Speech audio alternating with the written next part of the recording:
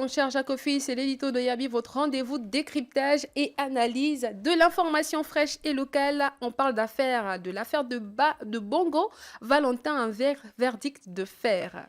En effet, Becky, après 7 jours de débat, la Cour criminelle spéciale du Gabon a rendu un verdict tranchant.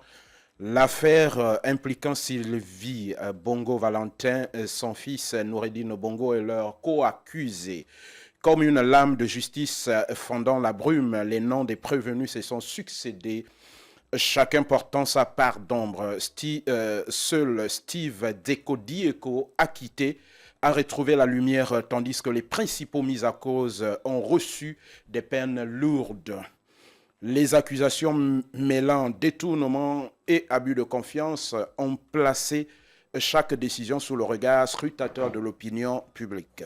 Quel visage porte les peines les plus lourdes dans cette affaire retentissante? Beki, en effet, Yann Justin Ngoulou, Mohamed Ali Saliou et Abdoul Osseni ont été condamnés à 15 ans de prison, dont 5 avec sursis, assortis de 10 millions d'amendes. Jessie Ella Ekoga a écopé de 10 ans, dont 7 en sursis, tandis que Kim Un a reçu 5 ans ferme et 50 millions d'amendes. Même Gisèle Mombo n'a pas échappé à la tempête, héritant de 26 mois pour blanchiment, tout comme Syria Kamvourandjami a été infligé des mêmes peines pour complicité. Chaque nom résonnait comme un écho de l'ampleur des préjudices et de la responsabilité individuelle. Quelles conséquences financières majeures accompagnent ces condamnations historiques?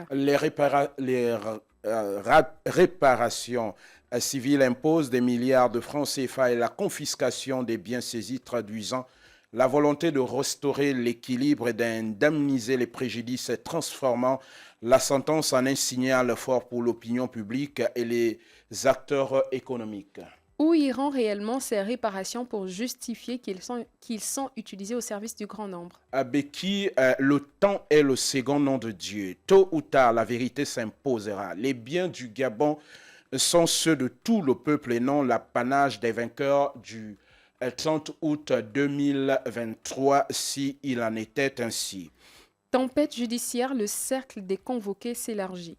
Lors du réquisitoire, le procureur général Ediminant a averti toute personne citée durant l'instruction devra comparaître, relevant l'ampleur d'un pillage jamais vu au Gabon. Quel nom emblématique de l'appareil d'État se retrouve exposé? Pascal Ogowe Siphon, Alain-Claude Bilibinze, Yann Koubdje et Fabrice Anjoua Ondima, ainsi que la pensée Insingone, candidats à la présidentielle de 2025, sont rappelés sous les projecteurs. Quels acteurs financiers et politiques sont entraînés dans la tourmente? Les dirigeants de BGFI, Orabank et UGB sont happés par cet engrenage, tandis que Edith Nkiri Manumba et Janine Robotimbu demeurent en marge. Régis Onanga Ndiaye, maître du perchoir. En effet, le 17 novembre 2025, candidat unique, il recueille 99,29% des suffrages de 142 députés présents, originaires de l'Ogooué-Maritime, ancien ministre des Affaires étrangères et proche du président Brice Clotaire Oligui Nguema. Il s'impose comme un capitaine au timon solide. Quelle dynamique politique accompagne l'élection du nouveau président? Beki est sous les couleurs de l'Union démocratique des bâtisseurs, UDB. Majoritaire et discipliné, il hérite d'une assemblée prête à suivre sa houlette. Son élection marque le souffle d'une nouvelle ère institutionnelle où ambition et responsabilité s'entrelacent comme les fils d'une même tapisserie. Merci Roland pour toutes ces informations et merci cher Jacofi d'avoir été à l'écoute. Roland, on se dit à vendredi. À vendredi, Becky, à vendredi à tous nos auditeurs si Dieu le veut. Super.